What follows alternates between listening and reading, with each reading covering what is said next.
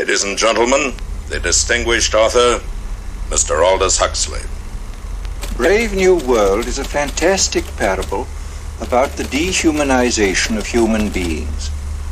In the negative utopia described in my story, man has been subordinated to his own inventions. Science, technology, social organization, these things have ceased to serve man. They have become his masters.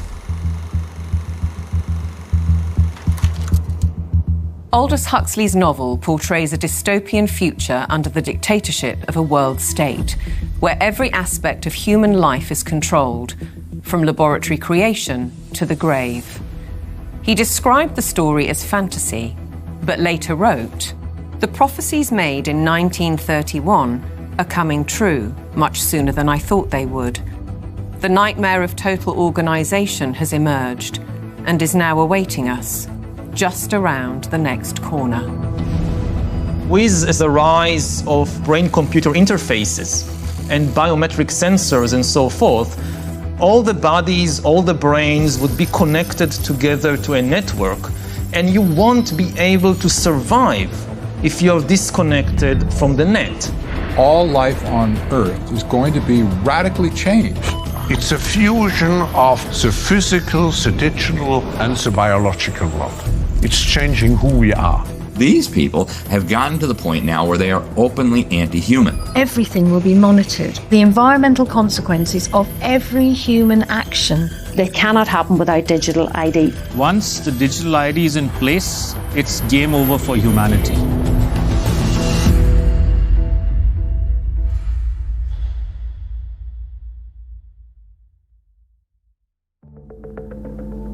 The ideology of a world dictated through science is deep-rooted.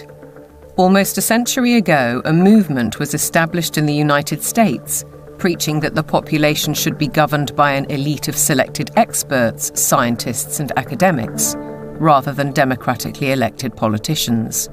They called it technocracy. These engineers and scientists from Columbia University promoted what they thought was going to be the replacement for capitalism and free enterprise. It's not going to be price-based economic system. It's going to be based on resources and energy, control over energy. They thought that science was the answer for everything. They didn't have any spiritual bone at all. You know, they were very mechanistic in their thinking. The definition was clear. Technocracy is the science of social engineering, the scientific operation of the entire social mechanism to produce and distribute goods and services to the entire population. The movement was short-lived, but the principle never died. As we'll demonstrate, a stranglehold on policy and resources has always been the ambition of the powerful oligarchs behind many of today's world institutions. It seems to me that there's a very strong drift in the direction of globalization, of the ultimate centralization of control in the hands of unelected officials at supranational organizations. The lust to control other human beings is a story as old as time. They want all of the resources of the world in their pocket. They do not want you and me to have anything. It's in writing all over the World Economic Forum's website. By 2030, you will own nothing and be happy. That's an oxymoron. If you don't have anything in your name, you ain't going to be happy about it. The World Economic Forum may have called that infamous phrase a prediction, but it translates as a statement of intent on behalf of its global power brokers. The bigger picture is that an attempt is underway now to collapse liberal democracy and replace it with global technocracy. What I call an omni-war is now underway, which is to say that the transnational ruling class is literally, it's not a metaphor, is literally at war with the rest of humanity and has weaponized everything that it can. This is a coup. They can remove the power from the parliament and the legislative branch and consolidate it into a monetary system which has complete control. That control is now entirely achievable because the would-be controllers finally have the tools to execute it. Total surveillance, artificial intelligence, digital IDs, and central bank digital currencies. The potential for social control is gigantic and potentially irreversible. What our experts are describing is a world commanded by an exclusive group of bankers and industrialists, affecting every aspect of our lives. What we eat, what we can buy, where we travel, where we live, and all bypassing democratically elected governments. You could be forgiven for thinking this is a grand conspiracy theory, but please consider this. The term conspiracy theory has become one of the most successful propaganda terms of all time in closing down discussion and debate. It's a thought-terminating cliché, but nevertheless, it's surprisingly effective when you try to calmly present evidence in a factual and reasoned manner.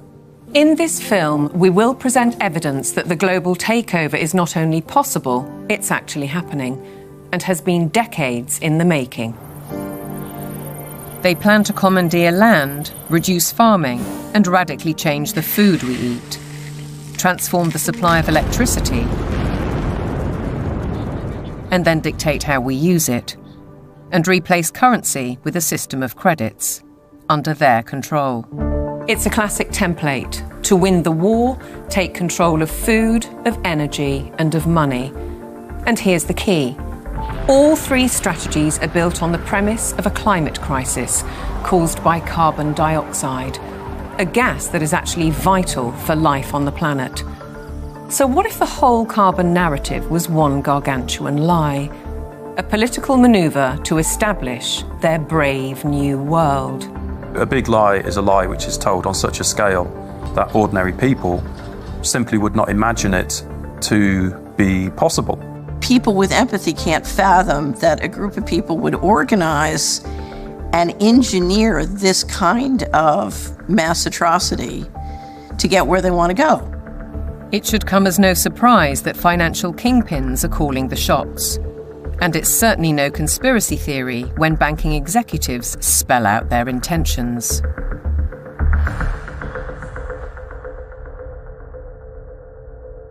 We are on the brink of a dramatic change where we are about to, and I'll say this boldly, we're about to abandon the traditional system of money and accounting and introduce a new one.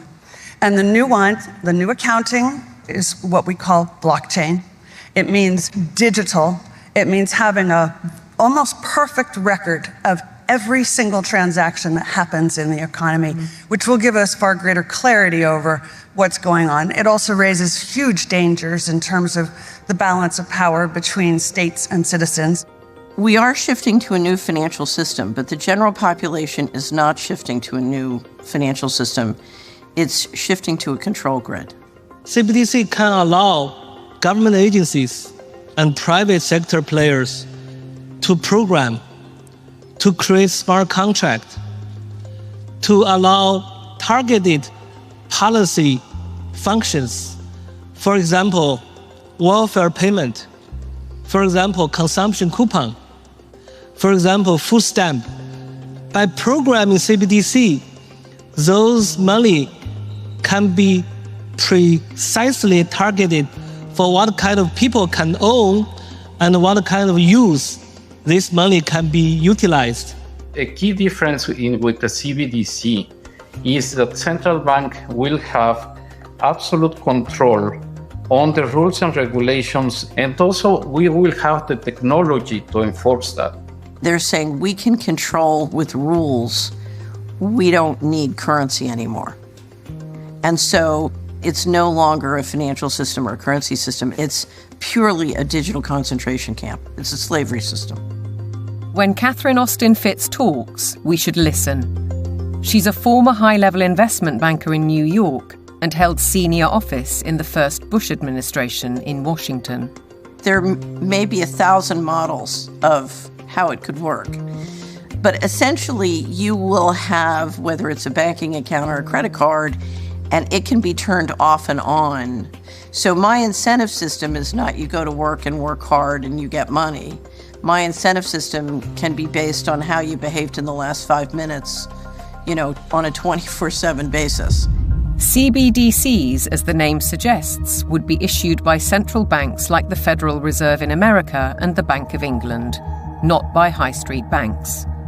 They would signal the end of cash, and every transaction you make would be transparent and held on a permanent database.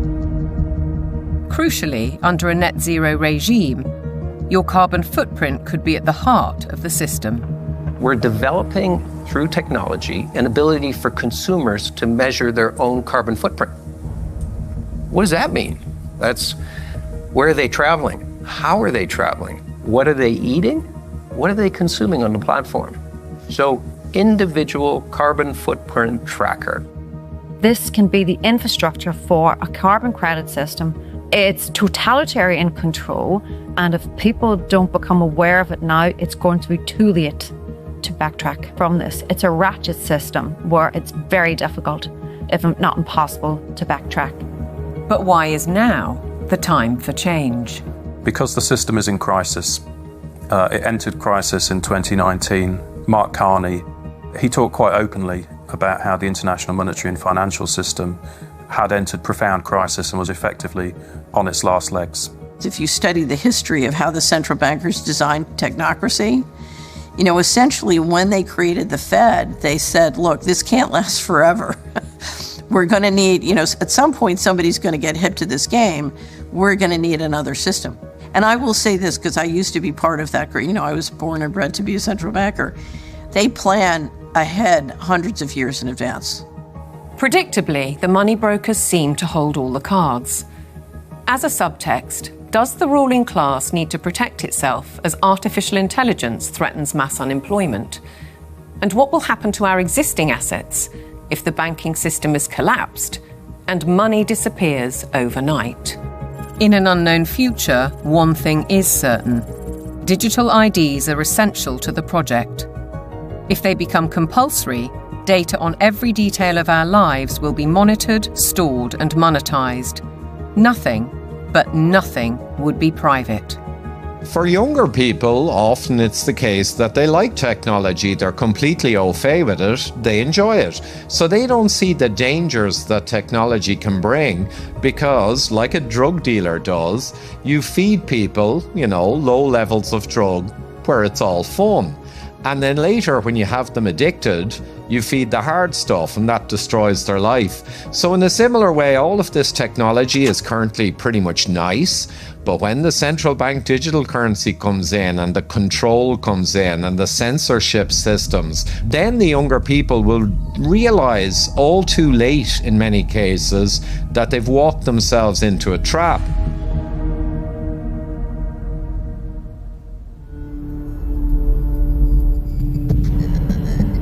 One man who knows the dangers only too well is Aman Jabi, who was at the forefront of digital development in Silicon Valley, California, for 25 years.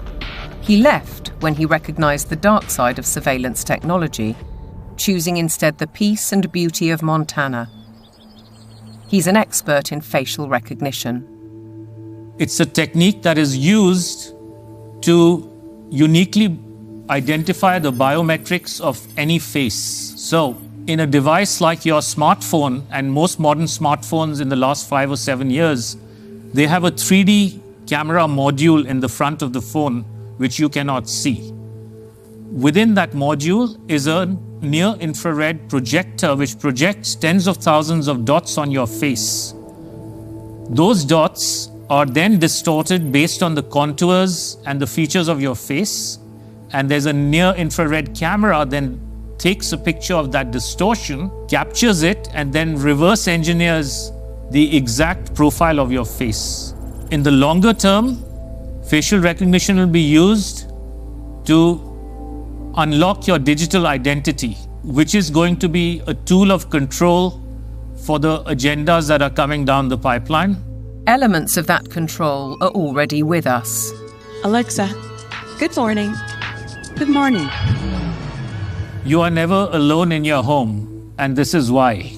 All your devices at home and all smart appliances, they are all connected on a wireless network. Many of these devices will have cameras, many will have microphones, and so they are monitoring everything all the time. Your smart appliances are communicating with the smart meter and sending it real-time usage data.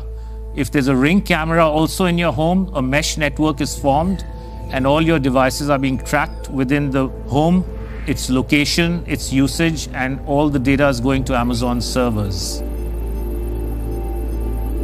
When you leave your home, all modern vehicles are connected to the internet, so your automobile is being tracked all the time. When you're going under a string of smart LED poles and smart LED lights on the highway and in the streets of your towns and cities, those form a wireless network and are tracking your vehicle. They are tracking all the devices on you, from smartphones to smartwatches when you're walking on the streets. So data is being collected 24/7 continuously on every human being whenever you are within these wireless networks. And it's obviously not good for health also because of all the electromagnetic radiation. In the long term, the plan is to pretty much lock up humanity in smart cities, which is kind of a superset of a 15-minute city. They've sold all the state and local governments and countries that smart cities are about sustainability and the good of the city. But in reality, the language from the UN and WEF and their white papers is all inverted. So, their monitoring is really about limiting mobility and no car ownership. Right? Surveillance, control via LED grid is why the smart lighting is there. Water management is about water rationing, noise pollution is about speech surveillance, traffic monitoring is about limiting mobility, and then, of course, energy conservation is all about rationing heat, electricity, and gasoline. Another concept one should be familiar with is called geofencing, and think of it as an invisible fence around you where you cannot go beyond a certain point, and that will be related to your face recognition, digital identity, and access control. Your smart contracts, SoftBrick can turn off your digital currency beyond a certain point from your house. Our world has been turned into a digital panopticon. That means you can be monitored, analyzed, managed, and monetized. Surveillance capitalists are already making billions of dollars selling our information to big corporations, because this kind of detailed knowledge enables them to predict and influence our behavior. Worse, our children are being exploited. There are a lot of board games and other games that are already in the market and have been for over 2 years that have cameras inside and underneath these LED screens that are observing and scoring and emotionally calibrating the faces of all the children.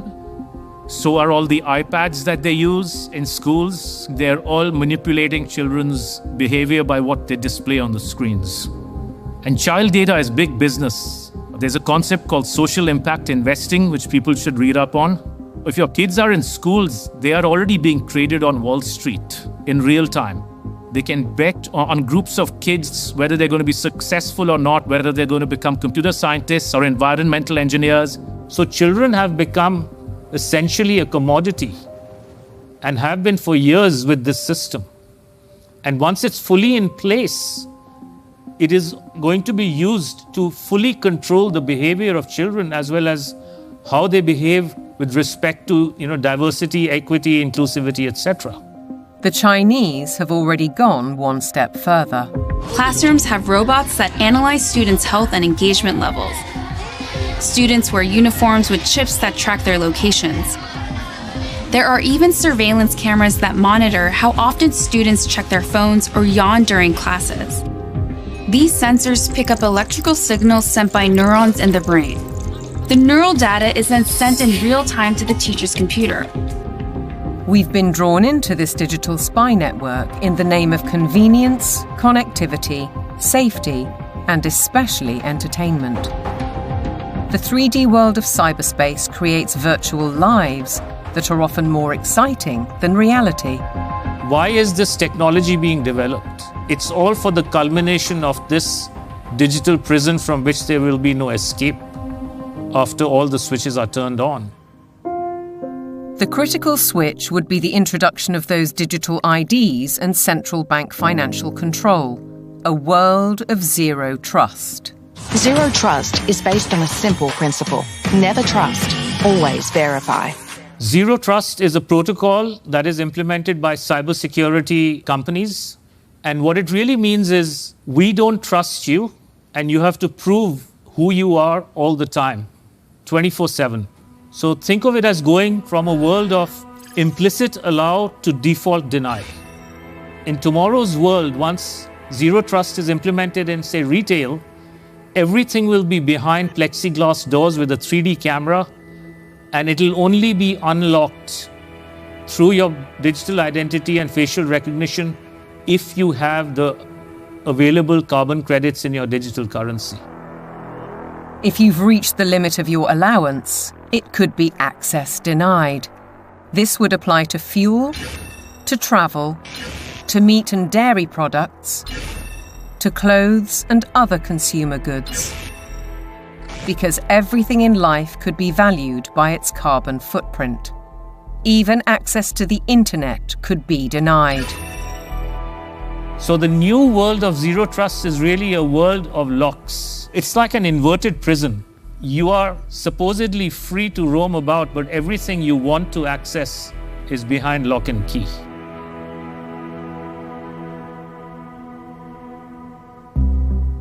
Most advances in science, including AI, bring great advantages to the world. They can enhance and improve human endeavour in almost every walk of life. But you don't have to be a scientist to see the flip side. They're constantly monitored by facial recognition cameras that are able to instantly put a face to a name. Now, the Chinese are also ranked, given a mark out of a possible 950 points. For now, the number is a sort of bank credit rating, keeping track of everyone's spending habits. It may seem scary, but it's just like that here. We're used to it, and anyway, we don't have a choice. If you think this couldn't happen in the West, ask yourself why so many cameras, smart poles, and 5G networks are being installed in your neighbourhood. In London, the police are using facial recognition surveillance. Sainsbury's is already experimenting with AI. Thank you for waiting. The cabinet will now be opened. In UK railway stations, surveillance is being tested to collect travellers' data. And in Oxford, these barriers were installed by the council under its so-called 15-minute city plan. They were removed following protests. But look at what's replacing them in these quiet residential streets. As the tech companies are proud to tell us, the possibilities are endless. We've developed the camera into a sensor. The camera does not only capture video, it can now start to count, measure, and detect. With deep learning capability, the camera is able to generate accurate and trustworthy data and send notifications in order to take action, all directly from the camera. And since our cameras have open technology, well, we can work with different analytic partners from all over the world and together do just about anything we want. Note that they can do just about anything they want. Digital technologies mainly have an analytical power. Now we go into a predictive power. But then the next step could be to go into a prescriptive mode, which means you do not even have to have elections anymore, because we know what the result will be. Ultimately, we're facing manipulation by the system, a world where instead of us using technology, technology is using us. But who's really pulling the strings? Banking and oil dynasties like Rothschild and Rockefeller inevitably get mentioned, as do the modern-day big tech masters, including the ubiquitous Bill Gates. David Hughes takes a wider view. It's those who own the means of production, who are capable of magicking money out of thin air, who control the media, and all of the other means of production, which have now been weaponized against the rest of the global population. Catherine Austin Fitz, the banking insider, adds a sinister thought. If you know their name, they're not at the top. Either way, it's a story of power, money, and manipulation by a small group of people who share common interests.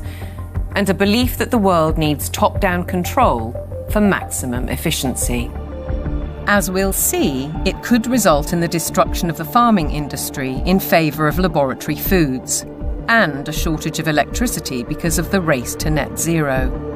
Net zero means the impoverishment of ordinary people. It means fundamental changes to their lifestyles, and the politicians are not being honest with the people about it. Surprisingly, the blueprint for transformation is woven into the United Nations Agenda 2030, ostensibly a vision for a better world.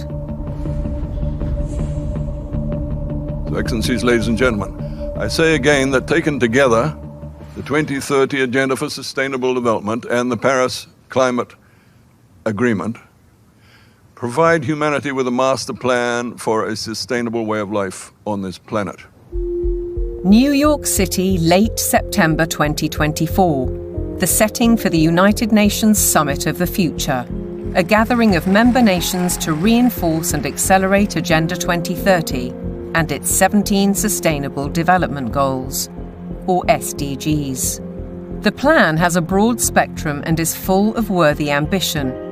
But behind those deliberately bright and colourful boxes lies a darker theme, a shifting of influence and potentially power towards unelected world bodies. The strategy goes back well into the last century, and pressure is growing, because the goals are far behind targets set at the grand relaunching in 2015. 17 inspiring Sustainable Development Goals, the SDGs. Our aim is clear, our mission is possible, and our destination is in our sights. To end poverty and hunger, address inequality, protect our planet, and build a life of dignity for all. It appears to be a noble and ambitious programme for a perfect world. And who could argue with those aspirations? But critics insist the goals are not what they seem. Alex Newman is a journalist and broadcaster who's been investigating the issue for 15 years. He has his own way of interpreting the rhetoric. You have to learn to speak what I call UNEs. You have to know what the terms mean if you want to truly understand what is being discussed. When they talk about peacekeeping forces or the peacekeeping role of the United Nations, they're actually talking about the war-making capabilities of the United Nations. So you have this Orwellian doublespeak. When they talk about transparency, more often than not, they're talking about eliminating your privacy. Human rights is another very, very good example. They make very clear in this document that your rights can be restricted under the guise of public order or morality or whatever the case may be. And so they're saying, here's your rights, but by the way, they're not really rights. We can revoke them at any time. The UN is filled with contradictions like this. Like, for example, when they talk about gender equality, right? A normal person in the Western world thinks gender equality means a woman has a right to earn money, to own property, to have all the rights and privileges that a man would have. When you look at the individuals who lead this movement within the UN, you're talking about radical feminists. You're talking about people who are very interested in dissolving the nuclear family. As you dig into these goals, it's very clear we're dealing with something far more nefarious. Once you look past the marketing slogans, the kind of warm and fuzzy, we're going to end hunger, which again is just window dressing, you realize that this is actually a blank check for totalitarian global control. Author and campaigner, the late Rosa Koire, called out the plan more than a decade ago. It is the biggest public relations scam in the history of the world. But it's far more than that. It's a blueprint. It is the action plan to inventory and control all land, all water, all minerals, all plants, all animals, all construction, all information, all energy, all means of production, and all human beings in the world. What can be measured can be managed and ultimately monetized. In fact, a study at Yale University has calculated that the natural assets of the world are worth $5 quadrillion. Is this the basis of the new world monetary system? And is it the deep underlying reason for the United Nations project to rewild 50% of the Earth by 2050. They talk a lot about biodiversity. They want you to think of like, oh, we're going to preserve the toucans and the parrots and the lizards.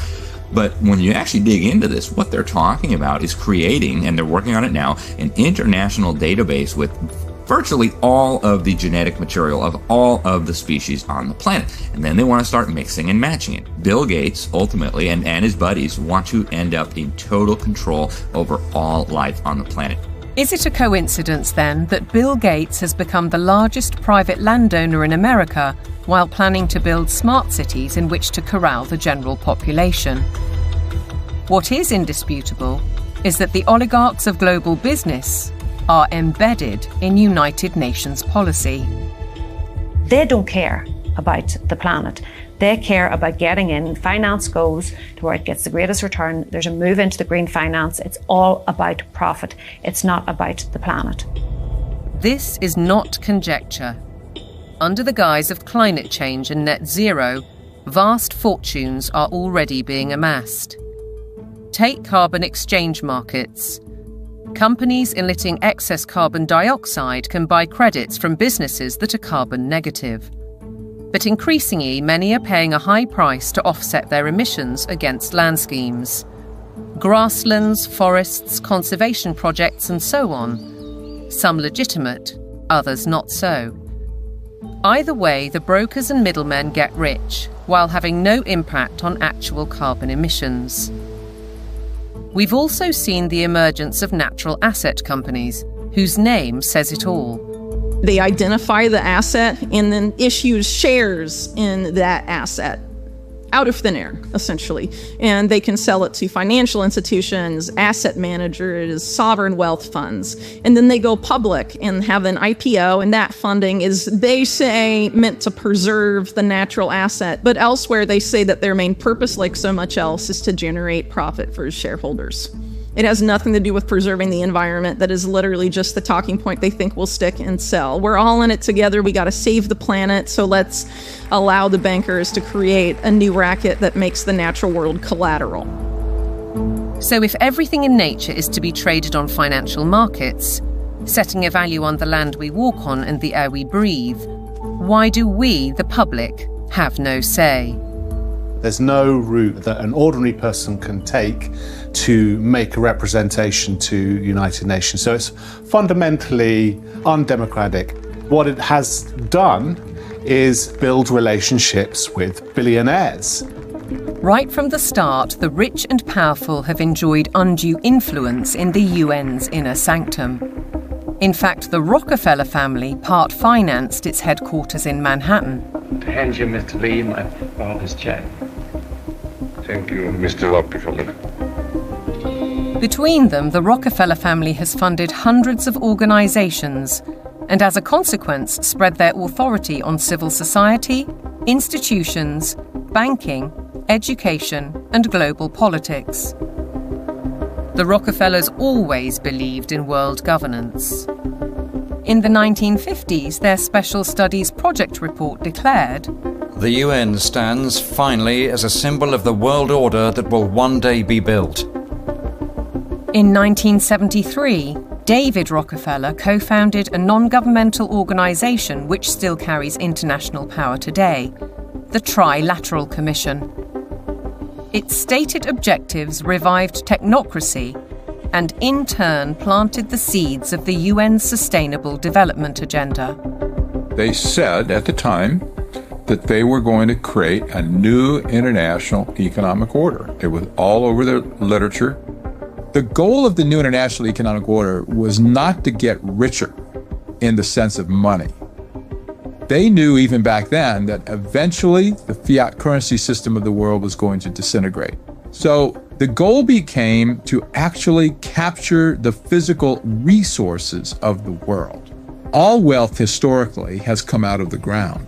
They wanted to take away everything that they could possibly take away from the nation states of the world and from private individuals of the world and stuff it into the global common trust where they would administrate it and they would be the ones getting licenses for the resources to turn around and make stuff. The financial kingpins have long seen themselves as masters of the universe, manipulating global affairs through institutions like the International Monetary Fund and the World Bank. Is Agenda 2030 the defining act for complete control? And how significant was the global response to COVID-19? As the world builds back from COVID-19, we have a once-in-a-lifetime opportunity to make investments that will strengthen the economy and improve public health, and fight climate change for generations to come. One might ask why the UN needs a multi-billionaire finance and media player as a special envoy, or why Mark Carney, the former governor of the Bank of England, who called for a new global monetary system, is the UN's special envoy for climate action and finance. And then there's Larry Fink, the boss of BlackRock, the world's largest asset management company.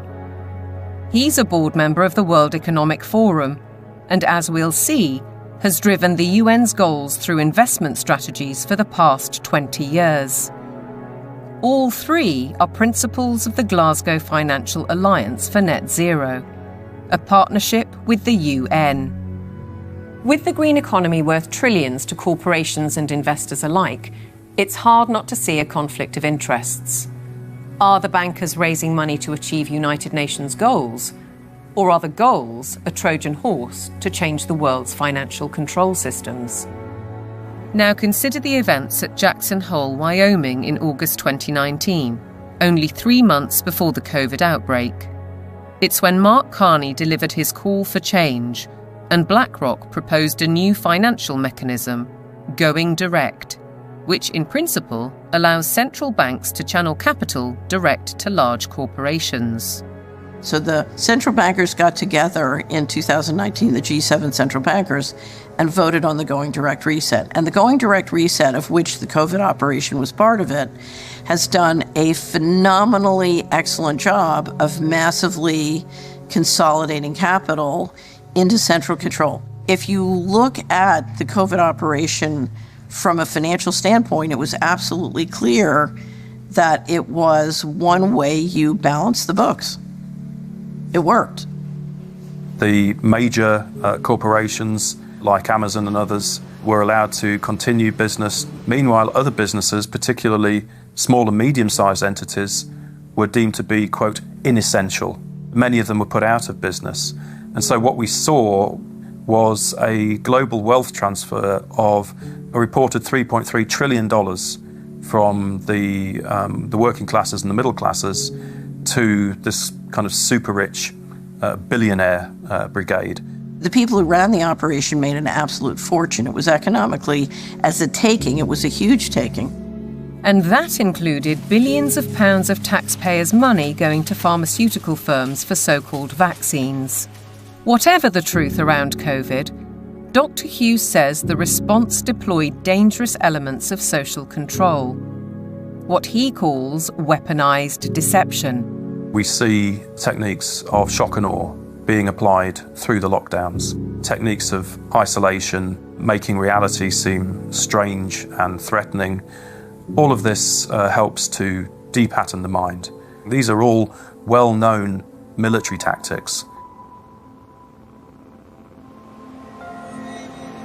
Look them in the eyes and tell them you're doing all you can to stop the spread of COVID-19. Stay home, protect the NHS, save lives. These are, in fact, very nasty and very vicious techniques which were deployed against the public of multiple countries at once.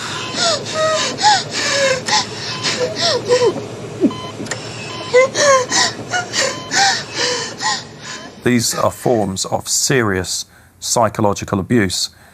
I think once the public starts to understand that, there's going to be a very severe pushback against everything that's happened.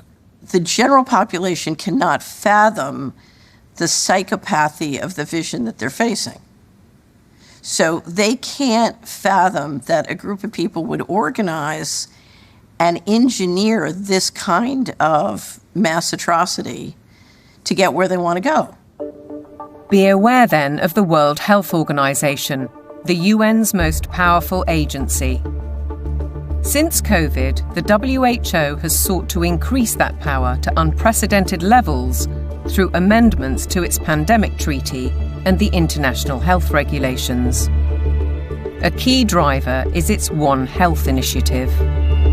One Health is a concept that was created to enable the WHO, with these documents, to take over jurisdiction of everything in the world by saying that climate change, animals, plants, water systems, ecosystems are all central to health. That places the Director General in a key position to influence world events, another potential conflict of interests given the WHO's financial backing, particularly from the pharmaceutical sector. Its accounts for 2022 show that an eye-watering 84%, or $3.656 billion of income, came from voluntary donations. The top 4 sources of these donations included the Bill and Melinda Gates Foundation and Gavi, a public-private vaccine alliance also heavily supported by Gates. People see the WHO as a benign organisation, and there are still areas where the WHO does useful stuff. But the biggest focus now is purely on a tiny disease burden where investors can extract a large amount of wealth. This has shifted the WHO's focus very much to this emergency agenda, which is very false. Pandemics are very rare events. This is why we now have a WHO that promotes vaccines all the time, because that's what the money is coming in to support. So instead of being a World Health Organization, we have a World Vaccine Organization, and that seems to be the only thing they're touting. What's in the treaty has got nothing to do with health. It's a business deal focused on the most profitable business imaginable, pandemic profiteering. The other part of it, they're setting up a huge surveillance network. We're talking about $31 billion a year. They have to surveil for variants of viruses, and they will find them. They just have to decide there's a threat, not even a real harm. Experts are preparing for what is known as Disease X, or the next pandemic virus. They're creating a supranational, self-perpetuating pandemic industry. The latest scare is monkeypox, renamed Mpox, a disease highly unlikely to affect the general population. Nevertheless, the WHO has acted. The emergency committee met and advised me that, in its view, the situation constitutes a public health emergency of international concern. If you get to declare the emergency and then profit from it, there's a big problem, isn't there? It's essentially a build-out of big pharma, and the WHO is essentially looking to be their marketing and distribution arm worldwide. WHO! The people say no! WHO! The people say no! We're fighting for really the right to own our own lives. We're fighting for that freedom versus a sort of corporate authoritarian structure or medical fascist structure, which is what is clearly interests are trying to impose on us. Changes to the WHO's regulations are expected to be voted through in the coming months. As we speak, the UK government is fully behind them. Meanwhile, in common with many other global institutions, the WHO tries to silence criticism and dissent, branding it misinformation. The science, it says, is settled.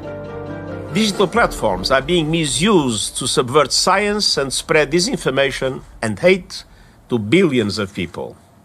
This clear and present global threat demands clear and coordinated global action.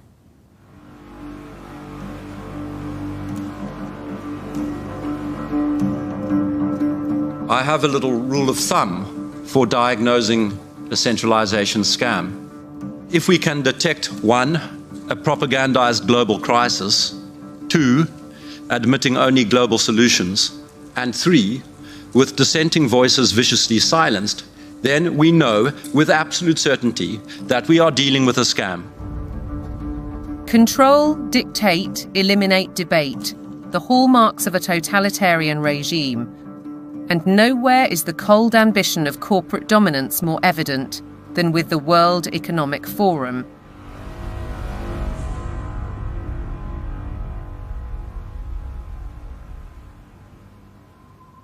Klaus Schwab founded the WEF in 1971. His mentor was Henry Kissinger, statesman, political shaper, and close confidant of the Rockefellers. The organisation now employs 800 people and has programmes in business, academia, and in training future global leaders. It's far more than its famous annual meeting in Davos. Over the last 50 years, the World Economic Forum has blossomed into an enormously influential organization with all of the major corporations as stakeholders or trustees and all funding the World Economic Forum to ultimately fund the UN World Government Plans and Agenda 2030.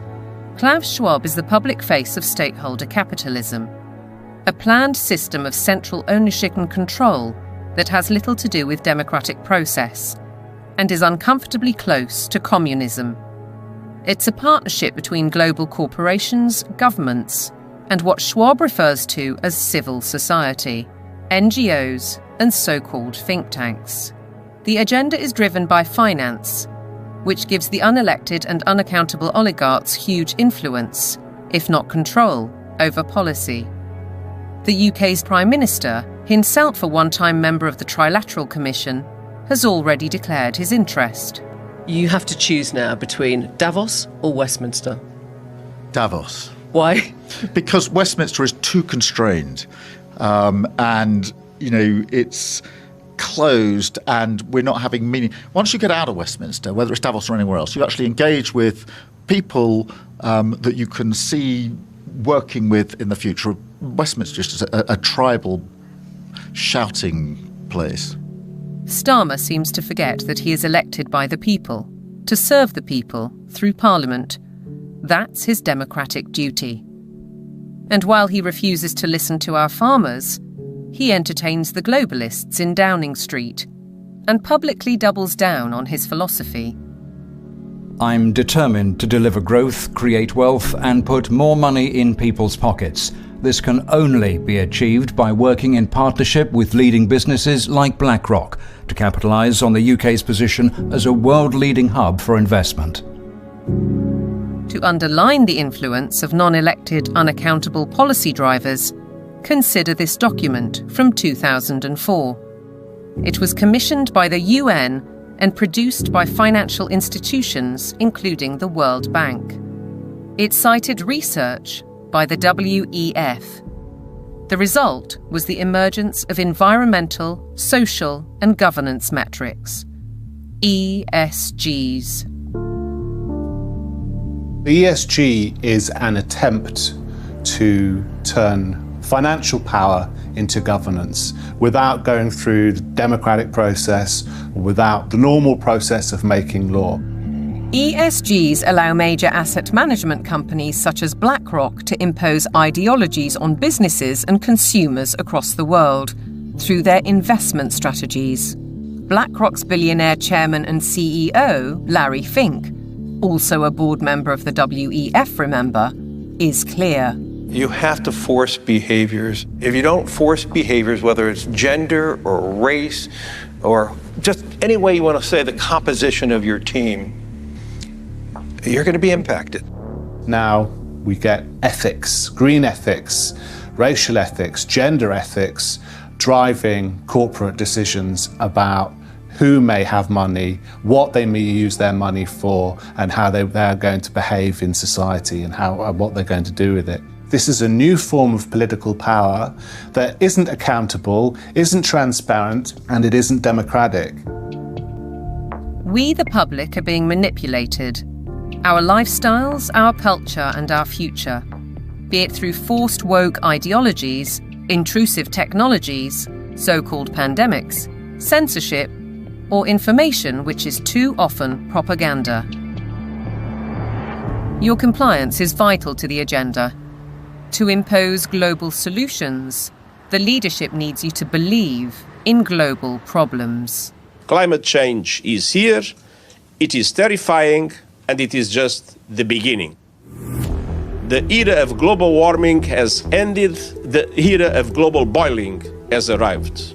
This stuff is so fantastically stupid. It's hard to believe that they're doing it. There is no climate emergency. That is a total scam. If they came out and said, hey, we want to destroy your economy, we want to destroy the middle class of your country, and then ultimately we want to make you a slave to a one world government, it just wouldn't be as appealing as saying we're trying to save the planet for future generations.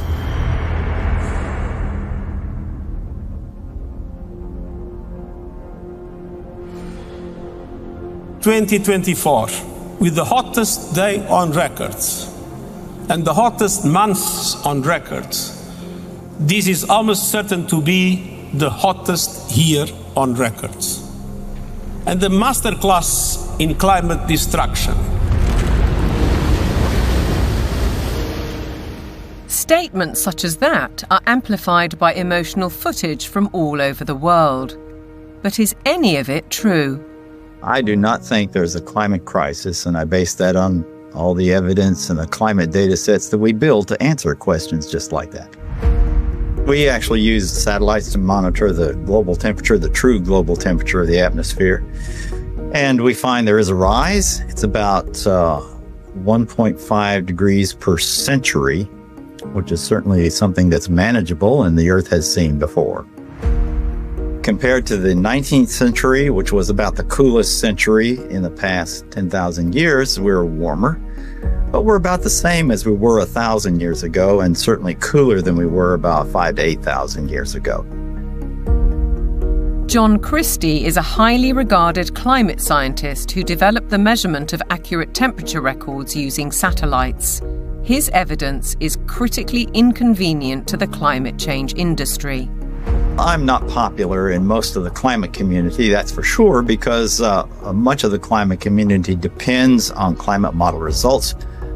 Tens and hundreds of millions of dollars have gone into that industry of climate modeling, and I show, well, you folks have failed.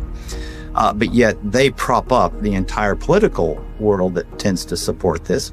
In 2017, I came to work and there were 7 bullet holes in our office suite. And so some people are pretty upset that the evidence that we build and show that can stand the test of time and can stand up to cross-examination is just not going along with their issues and their desires.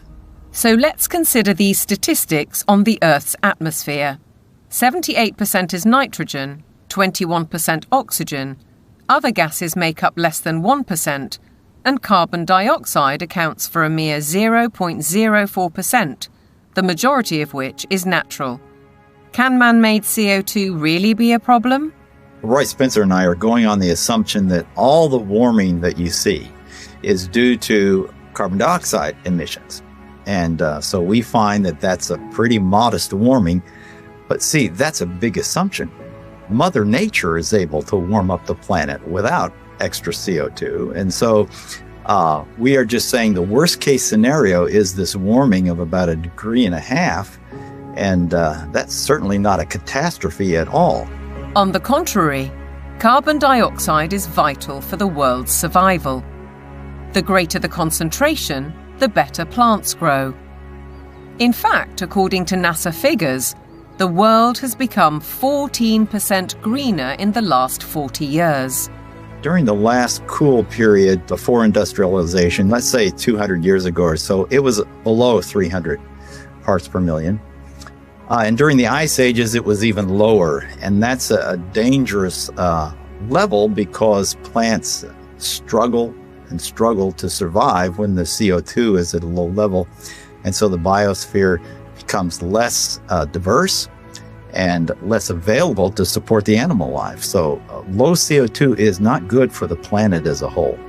Where is the logic then behind the UK's decision to spend £22 billion on facilities to capture carbon?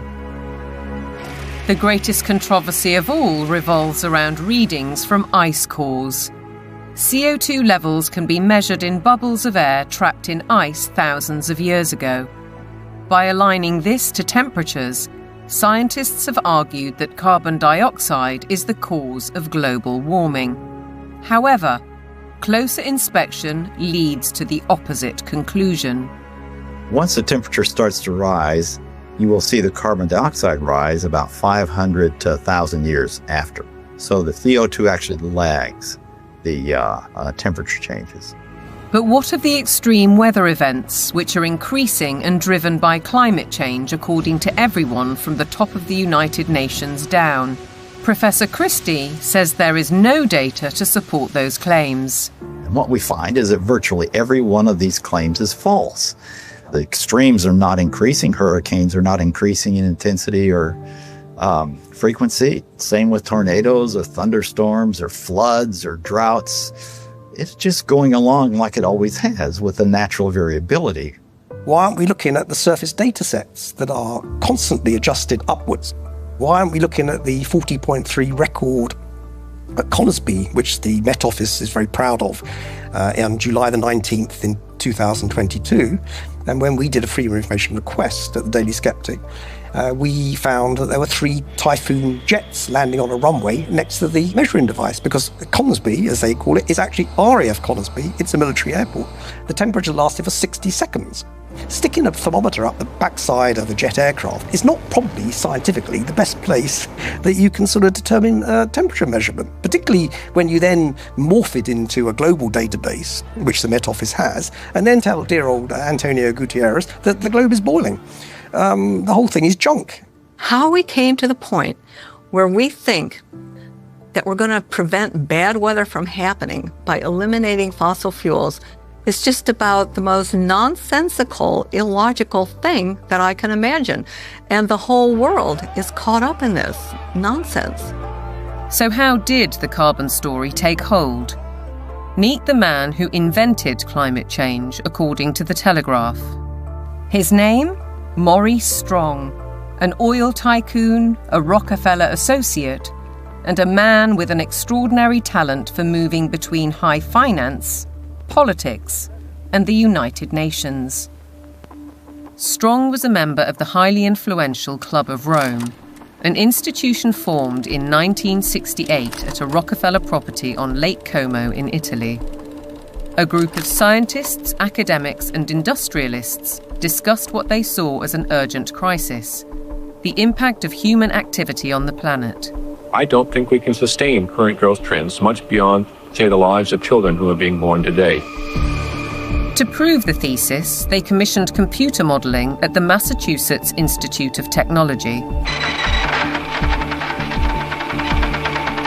This research laid the foundations for an agenda that's persisted for over 50 years. Cut use of autos, use less electric power, have fewer children, limit growth. All of this was fueling this ideology that there's too many people on the planet, there's not enough resources, and that something has to be done. The natural world in which man lives and on which he depends is indeed deteriorating, is being destroyed in many instances at a rate that is accelerating and that can only continue to accelerate unless we begin to control the activities that are having this destructive impact. In 1975, the Club of Rome published a second report, Mankind at the Turning Point. The lead quotation was telling. The world has cancer, and the cancer is man.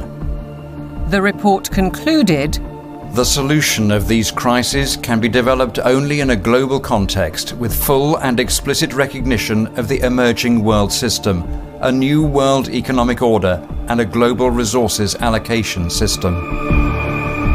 In other words, technocracy, top-down control of everything, including populations. But if that was the solution, a worldwide problem was required. Climate change provided the answer, as admitted in a later Club of Rome document. This is the quote from page 115. In searching for a new enemy to unite us, we came up with the idea that pollution, the threat of global warming, water shortages, famine, and the like would fit the bill. All these dangers are caused by human intervention, and it is only through changed attitudes and behaviour that they can be overcome. The real enemy, then, is humanity itself. It really does look as though they are inventing climate change there. They just made it up out of thin air, literally. That nobody really looks at that book and say, well, there you go. This has nothing to do with science whatsoever. They just made it up. Interestingly, in 1988, Maurice Strong had been instrumental in establishing the IPCC, the mainly political entity which endorsed a thesis by a small group of scientists that industrial carbon dioxide was driving climate change, and the IPCC has been locked into that theory ever since. Maurice Strong's masterstroke came in 1992, when as Secretary-General of the UN's Earth Summit in Brazil, he saw 179 nations commit to a world action plan. Agenda 21. We have been the most successful species ever. We are now a species out of control. Nobody would question the need for a cleaner environment and the protection of nature. And Strong's legacy lives on through the Kyoto Protocol, the Paris Accord, the current Agenda 2030, and the worldwide push for carbon net zero. But there are questions on his motives and his connections. He was behind the first financial carbon market and a founding director of the World Economic Forum. Surely a conflict of interests, with his involvement in the IPCC. A skeptic might ask why nearly all research grants in almost 40 years have gone on developing IPCC carbon dioxide theories, while anyone who raises questions is ridiculed, cancelled, or has their career stalled. Funding for someone who wants to determine the natural variability of the climate system as an explanation for what has happened is just not there. I mean, the government is very clear that they want a catastrophic story. There is no single science paper that proves conclusively that humans control all or most of the global climate. If there was, you wouldn't hear the last of it. Instead, we get this call to authority to the IPCC, the United Nations Panel on Climate Change. Many more scientists and academics are speaking out against the IPCC.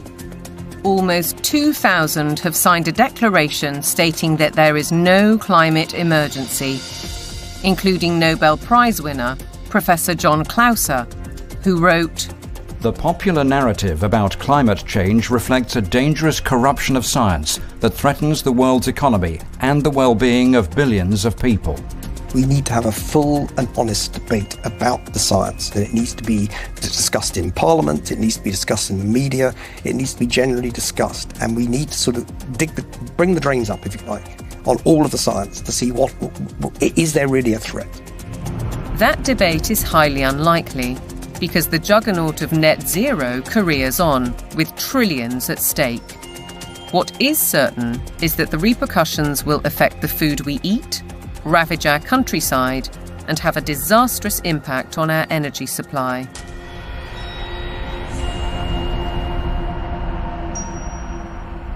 If you cannot set a credible course for net zero, with 2025 and 2030 targets covering all your operations, you should not be in business. Well, net zero is insanity. It's pure insanity. I mean, the idea that you can remove 85% of the world's energy, which comes from hydrocarbons, within less than 30 years and replace it with the sunbeams and the breezes. It shows a complete lack of economics, societal effect. It shows a simple lack of the progress that we've made over 300 years. Nevertheless, net zero is enshrined in UK law, with the government passing the Climate Change Act in 2008. A 100% reduction in emissions by 2050 from 1990 levels was included later in a strategy document. But experts argue that the policy is fatally flawed.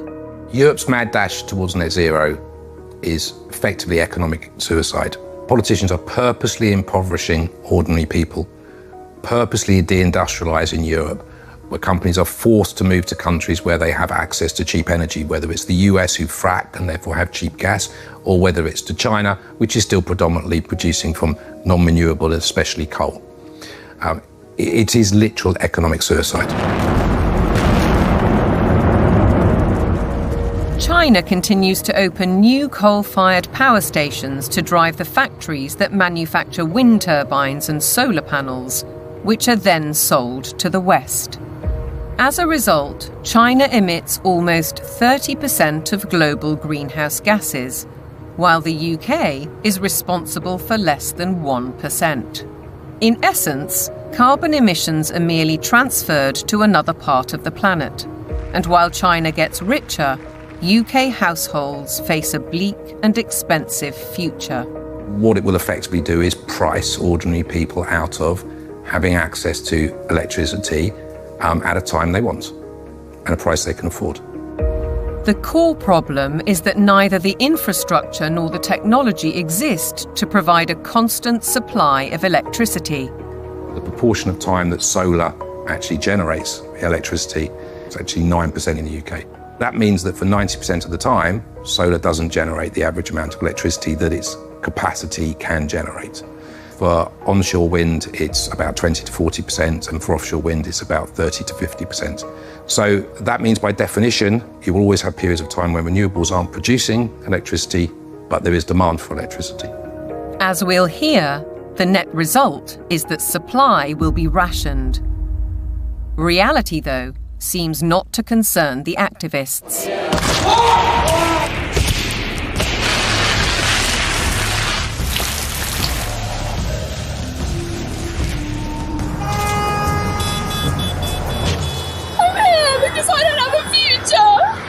I look at some of these hysterical youngsters and some of the hysterical oldsters as well, screaming about the climate is collapsing and all that sort of thing. And you think you haven't got a clue what would happen if you removed hydrocarbons. You haven't got a clue. You'd be back in service, like probably your ancestors were. You'd be skivvying on the land, in big houses with warlords, calling themselves aristocracy and all that sort of stuff. You want to go back to that? Fine. Get rid of hydrocarbons. Many of these apparently grassroots protest groups are backed by organisations such as the Climate Emergency Fund, financed by billionaires like the oil heiress Aileen Getty. And if they claim to be environmentalists, they conveniently ignore the bigger picture. Thousands of wind turbines are disrupting coastal waters, changing habitats, affecting marine life, and killing seabirds. Landscapes are being scarred by the production of lithium for electric car batteries, and by cobalt mines in Africa, where child labour contributes to huge corporate profits. How does the loss of thousands of square miles of farmland to vast solar parks meet the UN's biodiversity goal? And how helpful are wind turbines when they're blotting the landscape visually and through noise pollution, and disrupting wildlife in the air and on the ground? The glorious mountain terrain of southwest Wales is a stark example. It's a landscape breathtaking in its beauty, untainted and largely untouched by humans. A haven for wildlife, a place where life runs its natural course. Yet this is what's planned. Mega turbines designed for offshore, reaching 700 feet into the air and dwarfing the hilltop forests. Planning permission is being sought for the so-called Bryn Cadwyn Energy Park. If you put one in the valley floor, it would be standing some 40 metres above the valley floor, so above the horizon. But they're not putting them in the valley floor, they're putting them on the top of the hills. So it'll be standing some 600 odd metres above sea level up there, casting a shadow over our solar panels. Justin Cotter lives right in the centre of the proposed development. He's fighting to preserve the countryside he loves. And across the mountain, Jason and Josie Barker are equally aggrieved. It feels very much like it's exploitation, using the climate crisis narrative as its supporting evidence. So it feels like it's being abused in a tremendous way, and there's going to be a lot of destruction done in the name of doing good, which really just seems utterly backwards. And if we really want to protect nature, then some of the best way of doing that would be to leave it well alone, especially in the wilder places, and let it flourish. We certainly found that being here. the more we've lived here, the more we've worked with it and encouraged it, the more it's come back. All of those spruce trees on top there, they will have to go to make way for turbines. All of that. All of this spruce will be gone. To build a 230-metre turbine in that location, it's going to take some crane to lift the 240-tonne nacelle onto the top of the tower some 180 metres up. So they'd have to stabilise all the ground for the crane, stabilise the ground for the actual turbine, put in a concrete plug basically in the ground of some 1,000 tonne of steel, 4,000 tonne of concrete, just as a base. They'll need to be lit. It'll take away the dark skies. It's totally devastating. It would just be catastrophic damage and destruction. The roadways up through these valleys, they're Welsh valleys, they're all twists and turns. They're going to have to straighten out the valleys. Where you've got steep hills, they're going to have to level out those hills. There's a 200-metre drop into the actual valley itself. So they're going to have to create gradients that machinery carrying 400-tonne loads can actually traverse and get up. The locals argue that there are much better ways of creating clean energy, such as solar panels on industrial sites. Areas of natural beauty should be respected. This is about preserving and protecting this sacred land. We need to speak up and protect the environment. It's just tremendous amount of damage in the name of saving the planet. It does make you ask the question of what is it we're actually saving if we're paving it over. It doesn't make any sense at all in my head.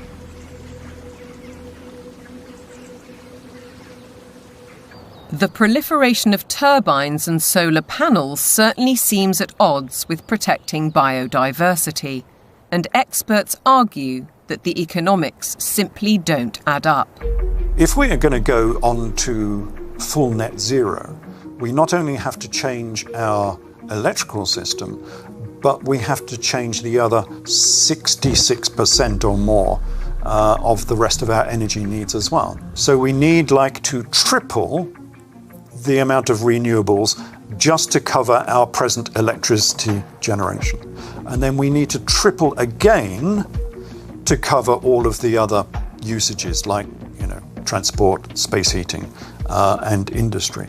So it's almost a tenfold increase in the amount of renewable energy that we're producing. Ralph Ellis has analysed 3 government reports and says all have grossly underestimated costs. 2 of the reports ignore the need for that crucial backup when the wind doesn't blow and the sun doesn't shine. At present, this is the only such site, Dinorwig in Wales. But going by the government's own figures, Ellis says the equivalent of 2,000 Dinorwigs would be required. The overall cost would run into trillions of pounds. It's an energy fantasy because none of this has been thought through. Battery plants are one alternative to back up the national grid, like this one already constructed in Australia. But again, they offer limited supply. We're facing a situation where, if fossil fuels are eliminated, it will be impossible to maintain a constant supply of electricity. You can't instantly put on new supply, so what you have to do is control demand. And to be honest, they're quite open with this. If you look at the National Grid's latest paper on this, they talk about demand management. And the system is, electricity will only be available at a price you can afford when the wind is blowing and when the sun is shining. And when the wind isn't blowing and the sun isn't shining and the 1 or 2 hours of battery storage have been used up, the way they will reduce demand is by simply increasing the price of electricity so that demand falls to the available level of supply. Part of the control that the government has, or part of the means by which it can manage the demand, is through the use of smart meters. Effectively, smart meters allow them to do minute-by-minute pricing, which means that as the intermittent renewable production goes up and down, they can effectively change the price at which you can use electricity. So essentially, it's going back to pre-industrial age where the weather determines our lifestyles and our energy use. A government-sponsored report from the UK Fires Organisation agrees that targets will not be met and therefore electricity usage will have to be cut. They say we'll have a quarter of the power by 2050, and they say there'll be no travel, there'll be no meat or no beef lamb.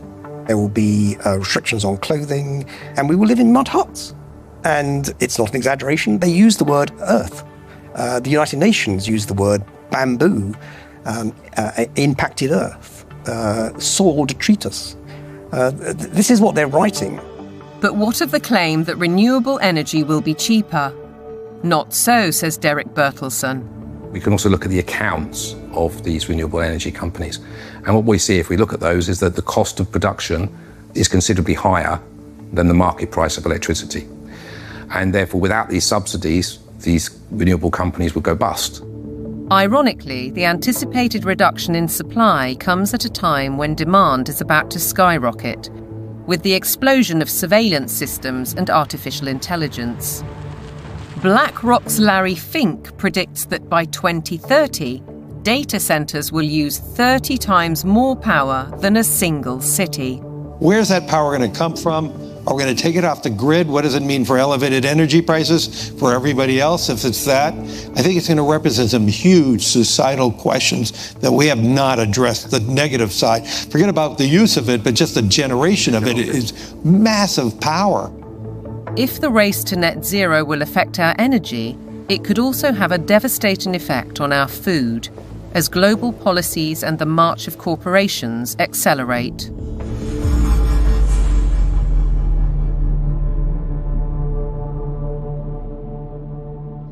Farming has been at the heart of our lives for generations.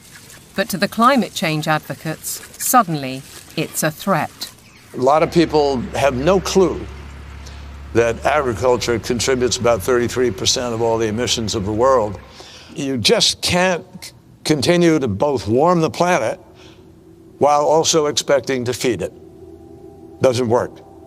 One thing John Kerry didn't mention was that farming and agriculture contributes 100% of the food that we need to eat. So that's a little kind of an important detail that he ought to have mentioned.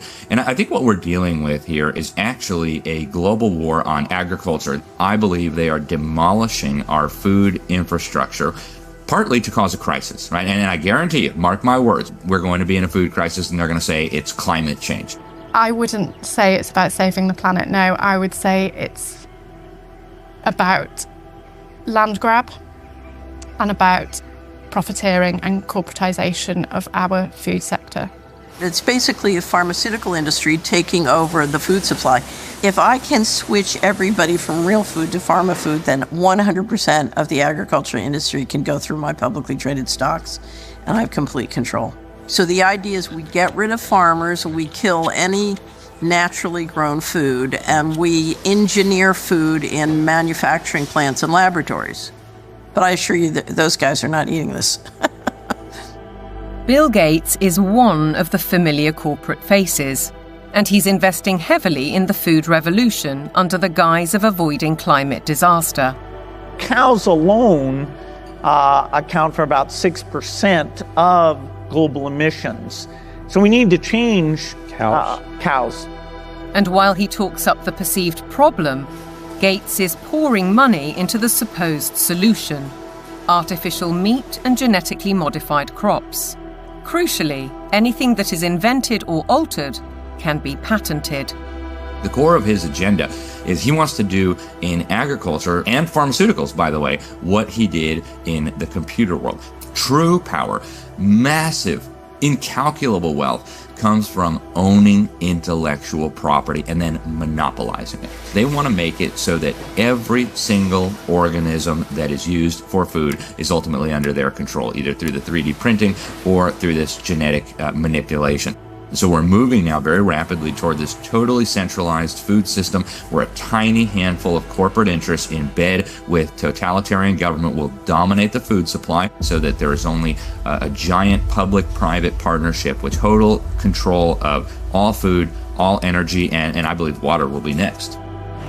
While the global machinations continue, thousands of farmers fear for their livelihoods. And the new UK government's first budget has multiplied those fears. By reducing relief on inheritance tax, they're penalising those who would want to pass their farms to sons or daughters. The National Farmers Union described it as a disastrous budget for family farms that would snatch away the next generation's ability to carry on producing British food and see farmers forced to sell land to pay the tax. For Kelly Seaton, concern goes well beyond her family farm in Cheshire. It makes me feel incredibly sad that the dairy and meat industry is so vilified. You will never find anything as nutritionally complete as milk and meat. The food that is going to replace milk, meat, and all of the other products that we produce in this country is going to be very nutritionally lacking. They will starve us from nutrients, and then the pharmaceutical companies will probably pick up the slack on that, all of which create a profiteering circle. No Farmers, No Food was set up to campaign against untenable net zero and climate change policies. Farmers, says Kelly, are being dealt a deeply unfair hand. When cows are blamed for climate change, it does make you question everything. And I think this is where a lot of farmers are waking up to the fact that there's a lot of lies being told to us. The problem with the current carbon system is that a lot of big corporations are offsetting their carbon. So most dairy producers now especially, but other farmers as well, are having to record their carbon footprint on systems that aren't fit for purpose. They are woo-woo figures pulled from the sky, quite frankly, and then the big corporations are using that data to offset their carbon so that they can look better, again, at the same time as beating us with a stick and saying that we're the ones killing the planet with these girls. The methane emitted by cows' digestive system is part of the argument against them, but Kelly says that's just hot air. The grass that they eat would produce the same amount of methane whether they ate it or not. OK, they do speed that up, but the other thing they give us is this, muck, which we put on the fields to fertilise the fields and reduces our reliance on buying in fertiliser. 200 miles to the south, Ed Rhodes farms 188 acres of Devon countryside. He's not part of the No Farmers, No Food movement, but agrees that the whole narrative on cows and climate change is wrong. As farmers, we recycle carbon all the time. That's what we do. You could almost define farmers as carbon recyclers. We're an organic beef, sheep and vegetable farm. We run a fairly traditional system of rotational farming. We'll have a field which would be growing a brassica crop for 1 year, a non-brassica crop for another year, such as broad beans or sweet corn, and then we have a break for that field, so it goes into a predominantly grass and clover mix. That allows the soil to recover from the work that we've done with it while we've had the vegetables growing. It also allows things like the clover to put nitrogen back into the soil. So the livestock are absolutely essential for grazing that grassland. We also mow it so that the hay, the silage that we take from those fields are fed to the cattle in the winter. The bale I'm sitting on, the bedding that they're standing on, is all mown from very rushy areas on our farm. The animals then dung onto that. We compost that. That gets spread onto the land primarily where we're growing the vegetables to put the fertility in, and that's what then produces our crops. If you remove livestock from the system, you have no system. Farmers like Ed Rhodes work with knowledge and passion, but still have to comply with a labyrinth of government rules and regulations, including carbon monitoring. And now land itself is under threat. Corporations such as British Airways are buying farms to plant trees for carbon offsets, while other areas are being declared sites of special scientific interest, restricting or even preventing use for crops and livestock. And then there's the United Nations SDGs. Goal 15. Protect, restore and promote sustainable use of terrestrial ecosystems. Consequently, rewilding programmes are impacting farmland across the world. In the UK, for example, the government is planning to set apart 1,200 square miles for wildlife habitat by 2042. That's an area almost as large as Cornwall. And in America, dams are being removed and river courses reopened, disrupting water supplies for crops. Goal 13 states, take urgent action to combat climate change and its impacts. As a result, the Dutch government plans to close 3,000 farms to meet EU emissions targets, drawing widespread protests. And in Denmark, farmers face paying £80 for every cow they own in a world-first tax on meat. Goal 7. Ensure access to affordable, reliable, sustainable and modern energy for all. One result: cultivated land is disappearing under vast solar parks. How does this square with the UN's biodiversity goals or even ending hunger? Maybe they're questions for Ed Miliband, the UK's Secretary of State for Energy Security and Net Zero. He's cleared the way for a huge solar park on prime farmland in East Anglia, an area big enough to site 1,745 football pitches. It's a crime to take food productive land out for solar panels, which are unrecyclable, potentially not that productive going forward, and not feed the planet. It is absolutely catastrophic. We've gone from being 78% self-sufficient in 1984 to now less than 60% self-sufficient. I think it's about 54%, which I think is set to fall even further this year. On top of all that, British farmers are being paid not to produce food under schemes like the Sustainable Farming Incentive. Kelly Seaton understands that many farmers accept the money to balance their books, but has this warning. When you look at how many farms are selling up, how many arable farms are struggling, we're walking into food shortages, and I think we're going to end up eating more processed food, maybe lab-grown meat, and I think that's part of the plan. The squeeze on farming is self-evident. Our supply of natural food is under very real threat, just as the WEF predicted. Worse than that, Catherine Austin Fitz says that with programmable currency, you wouldn't have a choice. No one in their right mind would ever eat this stuff. But the reality is, once they have control of your transactions, they can dictate what food you can and cannot buy. If they want you to buy pizza made with insect-based flour, that's what you're going to get.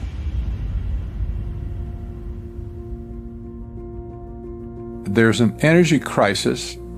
Even though there is an abundance of energy, there's a food crisis, even though there's plenty of food to feed the world. There's a water crisis, even though 70% of the Earth's surface is covered with it. There's an air crisis where CO2 is declared the enemy of mankind, even though it's necessary for life to exist on Earth. There's a resource crisis, even though there are abundant resources to support everyone. What's with us here, you know? Who created all these crises? They did it.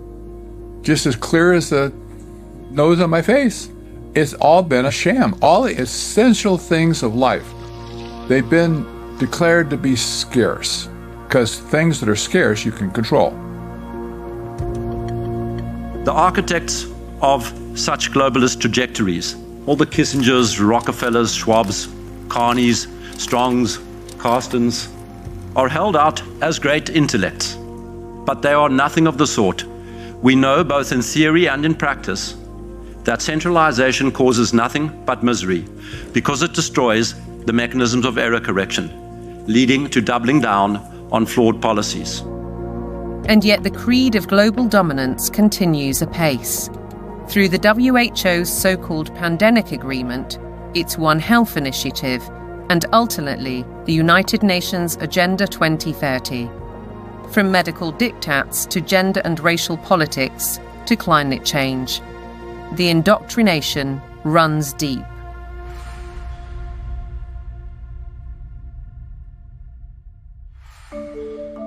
Local councils have been sucked in by the tentacles of global power, encouraging them to spend vast amounts of time and taxpayers' money on climate schemes, without challenging the rationale. Local councils have taken these actions because they are part of or lobbied by a network of green organisations throughout the United Kingdom, for example, UK 100, there's also C40 Cities, and there's the Global Covenant of Mayors. And these organisations require local authorities to sign pledges that say they're going to ban cars from streets, we're going to make people vegetarian, and we're going to restrict certain forms of trade faster than is required by national government. They've been able to do this because democratic engagement at the local level is so weak. The voters' decisions are completely outweighed by the influence of the green blob, essentially. One organisation, Climate Emergency UK, has introduced scorecards, a league table to compare the progress of councils. It brings both pressure and opportunity. Environmentalism creates the idea that a local councillor is a planet saver. And of course, there are organisations that, like the UK 100, that are going to flatter people in that position. They're going to indulge those people and say how important they are, whereas most of the rest of the public are going to probably see them and say, what the hell are you doing? Ben Pyle emphasises that such organisations are not grassroots initiatives. Civil society has been bought and it's been organised around the interests of its billionaire philanthropists. Newspapers and television also consistently push the same story. We've been hearing about the threat of climate change for decades, but now we can't ignore it. Here, the climate crisis is very real, and it is getting worse. What mainstream media does in following this narrative is that they exclude vast areas of climate science. They exclude all the sceptical scientists. By the BBC, which has done it for 20 years, saying that you cannot have any other view apart from the settled narrative, is doing an enormous disservice to science. Journalists and broadcasters are schooled in the carbon doctrine by organisations such as the Carbon Literacy Project, which claims to have trained 1,000 BBC employees. Meanwhile, Sky joined forces with the psychologists of the Behavioural Insights team to produce this initiative. How the power of television can nudge viewers to decarbonise their lifestyles. The recommendations included: give green content more screen time, more salience in plots and scenes. Use kids' content to encourage positive environmental behaviours amongst children and their parents. How then can we possibly expect impartiality in reporting?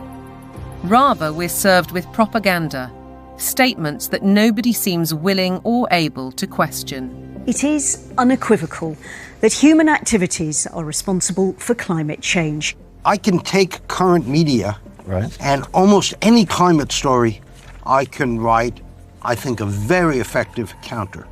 It's like shooting fish in a barrel. This is endemic to a media that is ill-informed and has an agenda. The agenda is to promote alarm and induce governments to decarbonize. There's an organization called Covering Climate Now, which is a nonprofit membership organization. Their mission is to promote the narrative. They will not allow anything to be broadcast or written that is counter to the narrative. Among the 500 plus media partners on the Covering Climate Now website are Reuters, Bloomberg, ABC, CBS, MSNBC, NBC, Channel 4 News, The Guardian, The Daily Mirror and The Lancet, as well as several British universities.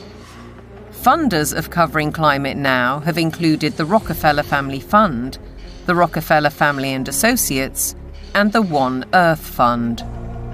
It's true that the mainstream media only report one side of the story and that most of them are in the pocket of the powerful people who are trying to implement these changes. I don't question that at all.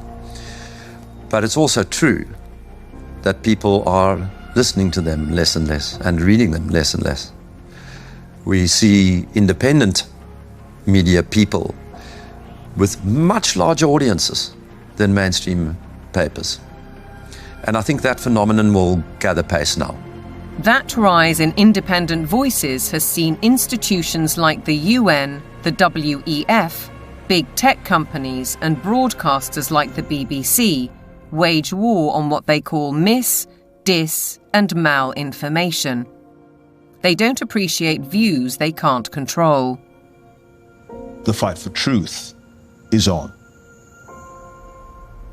A partisan media, obsessed local councils, and then there are the universities, which should be the first and last bastions of objective research and open debate. But here too is a story of outside pressure. With the drop in government funding, the shortfall has been made up from other sources, and those tend to be NGOs, private organisations. For example, the Gates Foundation and the Wellcome Trust. Invariably, money from private organisations will come with vested interests. These vested interests, according to Professor Moss, drive university teaching towards business goals and ideologies at the expense of critical thinking and levels of academic achievement. One new initiative is the European Network on Climate and Health Education, led by Glasgow University. Medical students have been trained to accept that climate science is an established fact. Increasingly, climate change is harming people's health. You could say it's the largest health emergency of our time, and I do need to be ready to help tackle this challenge. Can the outcomes really be free of prejudice when the backers include the WHO and major pharmaceutical companies? This new collaboration will help train the next generation of medics with the skills they need to treat the health impacts of climate change and deliver more sustainable healthcare. That's why health leaders from across the public and private sectors are coming together to support this transformative new network. Academics, right from the beginning now, are socialised to orientate their research towards the money. So this, I think, is quite damaging when it comes to fearlessly pursuing the truth wherever it may lead. That doesn't really happen anymore in academia. It's more about pursuing the money, wherever that might lead. It makes me feel distraught. It makes me feel that the whole purpose of university learning has been subverted. The influence and ambition of big business, the mission creep of so-called woke thinking, the cancel culture, the suppression and smearing of those who dare to question. Shockingly, the conditioning starts in the youngest of minds.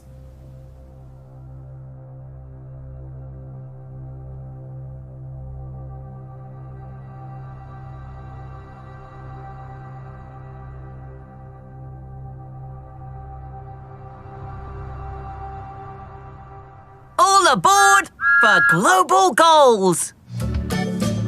This year, Thomas and his friends have teamed up with the United Nations. The world of young children is supposed to be one of innocence and joy, but it's been permeated by the global ideologies of the United Nations. If you go to goal number 4, it deals exclusively with education. And when you think education, recognize they're talking about indoctrination. The Sustainable Development Goals. Under the surface of it all is this effort to bring all the children of the world into this one world globalist system. And what's so remarkable about this to me is that it's not even hidden anymore. Take part in the global movement to save our world from being destroyed. How will you fight climate change? Try meat-free meals. Reduce your electricity use. Give your clothes a second chance. We died! It's kind of your fault! And you can never ignore Greta. The eyes of all future generations are upon you. And if you choose to fail us, I say we will never forgive you. I don't want you to be hopeful. I want you to panic. We want action. We want justice. Let's fucking want action. And we want it now. No more coal. No more oil. Keep your... I want you to feel the fear I feel every day. I want you to act as if the house was on fire, because it is.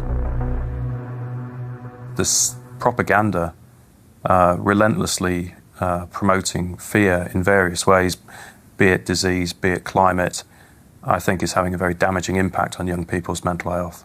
The disasters that continue increasingly to afflict the natural world have one element that connects them all: the unprecedented increase in the number of human beings on the planet. We're asking children to believe they are a scourge on the planet. I have a problem with children believing they shouldn't be here from the off. How are we ever going to encourage them to have strong mental health and emotional well-being if they believe that their birth is a disaster for the planet? That's not encouraging them to be productive citizens who are making an active contribution to society if they've got to apologise for their very existence. I think it's very dangerous, and I think we need to reverse that as soon as possible. The indoctrination of children is further evidenced across their learning. Objectivity and freedom of thought are being stifled by the persistent pushing of agendas. I undertook a study of secondary school textbooks to see what children are being taught. And what I found was extremely shocking. I found unqualified acceptance of climate change, the wonders of vaccines, GM foods, and very few counter-arguments were presented. If you cannot produce this information that's in the textbooks, you cannot succeed in the school system. If a student undertaking a geography exam, for example, doesn't talk about man-made climate change, then they're very unlikely to hit the top marks. Is it not surprising that the phrase critical thinking actually only occurs in relation to two subjects? One is art and design, and the other is history. Other than that, it's completely absent from the national curriculum. If we have a dumbed-down syllabus, we're actually stunting children's brain capacity and brain potential. While parents may not be fully aware of these issues, many are concerned at the growing trend of gender politics, including transgendering. One former head teacher says his local authority advised teachers not to use the words boy or girl for fear of misgendering anyone. The Department for Education as well has really subscribed to this kind of woke ideology, so there's almost like brownie points for the more woke you can be. Why do you have makeup and lipstick and glitter on? Because I think it looks pretty. Oh! You don't think it looks pretty? What schools have done is employ third-party agencies to deliver material for which the third parties most certainly have a vested interest in. And I wouldn't have a problem if it was I'm there in school to ask children to accept me as I am. That's fine. We all need to be tolerant and liberal in a diverse society. My problem is that what they're actually doing is more of a form of evangelism, which is this is who I am and you might be too. In my heart, I've always known that I'm a girl, Teddy, not a boy, Teddy. I wish my name was Tilly, not Thomas. Language carries so many meanings and messages, and if schools are encouraging social transitioning, that's not a neutral act. That's a significantly impactful act. Dr. Fraser is also highly critical of the World Health Organization's recommendations, suggesting that 4-year-olds should learn about sexual stimulation. It's harmful. They don't need to know it. And in fact, for those children who are perhaps victims of adult abusers, how will they ever know the difference between what is happening within the home if they're encouraged to also explore that part of themselves within a school curriculum? What do we do with an organisation like the United Nations or the World Health Organization if we take our orders from them about what is suitable education for our child? How do we say, no, we're not doing that, we want a change? Teachers are sent on courses to embrace the diversity dogmas, and many buy into them. But Fairclough says that those who don't keep quiet for fear of reprisals. It's a dereliction of duty. It's a dereliction of their legal as well as their moral duty to safeguard children against harm. I can certainly say I feel very let down by the teaching profession because I am not hearing people speaking out on behalf of the children. A one-world dictatorial education, a dumbing down in the classroom, fluidity of gender, the impact of technology. Are our children being groomed for a life in the digital prison? Today, nobody has any idea what to teach young people that will still be relevant in 20 years. As computers become better and better in more and more fields, there is a distinct possibility that computers will outperform us in most tasks and will make humans redundant. And then the big political and economic question of the 21st century will be, what do we need humans for? Or at least, what do we need so many humans for? Do you have an answer in the book? At present, the best guess we have is keep them happy with drugs and computer games. But this doesn't sound like a very appealing future. A chilling forecast, and one which echoes Brave New World, in which the oligarchs did indeed provide drugs and entertainment so that people learned to love their enslavement. Yet there are even darker clouds on the horizon, the spectre of transhumanism. In a sense, it is that final piece of the puzzle. If you want to gain total control over everyone and everything, then you actually ultimately need to be able to implant technologies inside human bodies. And that's exactly what's taking place. Artificial intelligence, the metaverse, near space technologies, and I could go on and on. Synthetic biology. Our life in 10 years from now will be completely different, very much affected, and who masters those technologies in some way will be the master of the world. These modern technocrats seem wedded to science and technology at the expense of our human spirit and ingenuity. They aspire to a data-driven world which is robotic and predictable in every sense, with no room for creativity or individual choice. But if the goal is, and always was, population reduction, maybe they're right on track.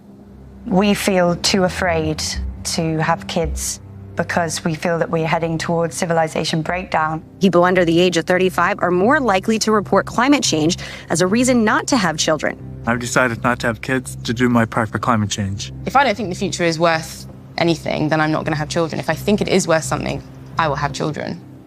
I think these ideas have spread like bad viruses, and there's been a lot of investment in promoting some extraordinarily weak ideas. Sitting at the top of all of these very bad ideas is one giant one, which we can call anti-humanism. Transhumanism, the trans phenomenon, net zero, lockdowns, population reduction, all of these ideas are basically the ugly stepchildren of anti-humanism. They are, as I read it, essentially two competing ideas in the world at the moment. One is that humans are the best feature of the observable universe, the only creatures capable of creative thought and generativity and of creating explanations for how reality works, that humans ought to be revered and ought to be cherished, that we should plan for their flourishing, that we should be planning for the flourishing of as many people as possible, that human agency ought to be respected, that civil liberties ought to be respected, and that the imposition of top-down, one-size-fits-all policies on humanity is completely incompatible with that kind of worldview.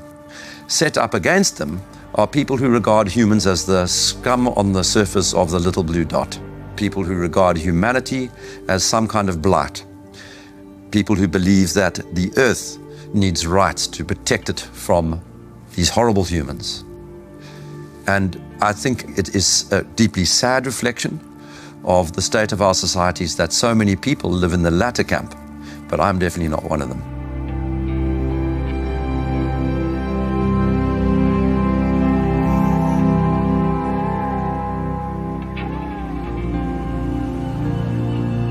We can all stand up to tyranny.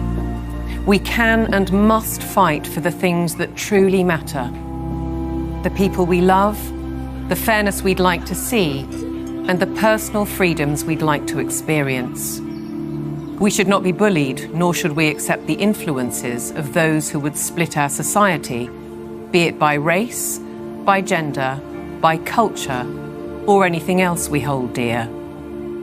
And perhaps we should start by limiting our reliance on technology and remembering how creative we can be.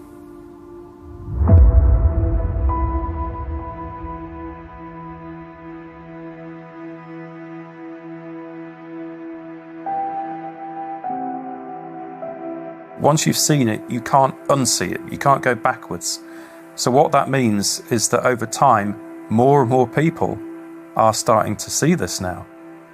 The powers that be have no choice but to keep pushing forward for their global technocracy. They're the ones who are attempting the controlled demolition of liberal democracy. They have only one route they can go, and they are tobogganing towards disaster.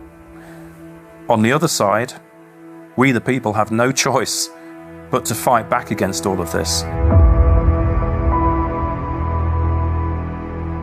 I don't expect that we're going to just be able to tell the truth indefinitely without consequences, but we must continue to do it. We must, for the sake of our children, for the sake of humanity, for the sake of generations yet unborn.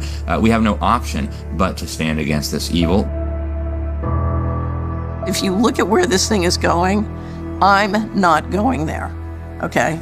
And whether God takes me out or the leadership takes me out, I don't care. I'm not going there.